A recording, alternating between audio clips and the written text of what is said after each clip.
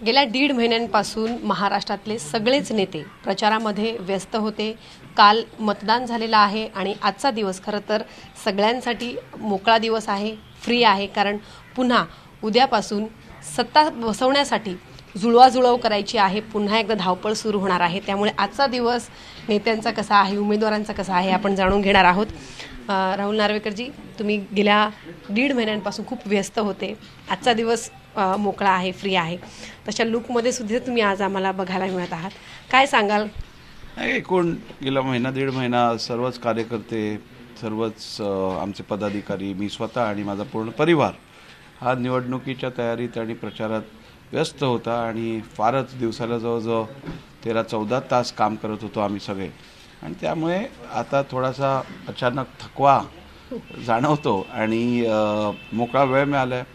सगळ्यांनाच परिवाराबरोबर वेळ मिळाला नव्हता, तो परिवाराबरोबर वेळ थोडा घालवायचा, त्याचप्रमाणे वाचन वगैरे राहिलेलं आहे ते करायचं, मुलांची शाळा चालू आहे त्यामुळे कुठे बाहेर जाता येणार नाही 2 दिवस, परंतु जास्तीत जास्त वेळ परिवाराबरोबर आणि ज्या गोष्टी मला करायला आवडतात आणि जी करायला खरं तर वर्षभर वेळ मिळाला नव्हता ते आता ह्या 2 दिवसात वेळ मिळेल। काय आवडतं म्हणजे पुस्तक वाचायला? पुस्तकं वाचन माझं राहिलेलं आहे ते करायचं आहे, त्यानंतर थोडं गोल्फ खेळता आलं तर ते करून घ्यायचं आहे, असं 2-4 गोष्टी आहेत। खरं तर रोजचं वेळापत्रक आणि आजचं खूप वेगळं असणार आहे। रोज तुम्हाला प्रचार फेऱ्या, कार्यकर्त्यांना भेटायचं, त्याचसोबत मतदारांना जाऊन घरोघरी त्यांची भेट तुम्ही घेत होते। आजचं दिवसभर काय करणार आहात?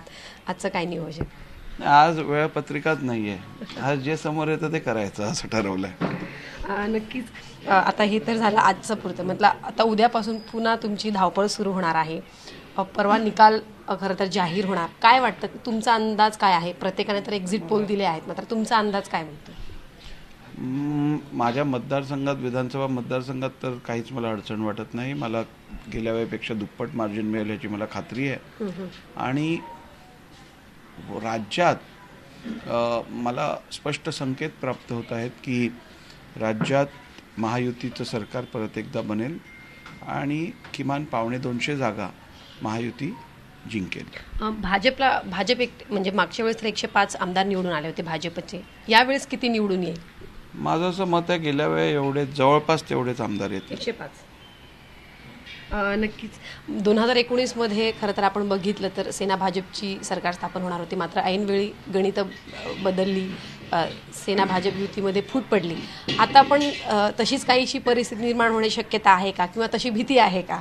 कारण जवळपास महिना 1.5 महिना पुन्हा यामध्येच जातो, नेत्यांना घेऊन जाणं, हॉटेलमध्ये ठेवणं, मग कुठेतरी बाहेर घेऊन जाणं, त्यांना सांगणं की आमच्यासोबत या, पक्षांना सोबत घ्या। आताही तशी भीती आहे असं वाटतं?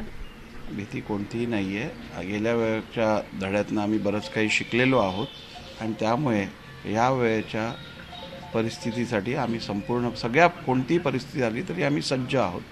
म्हणजे स्पष्ट बहुमत तुम्हाला मिळणार असं तुमचा आत्मविश्वास आहे?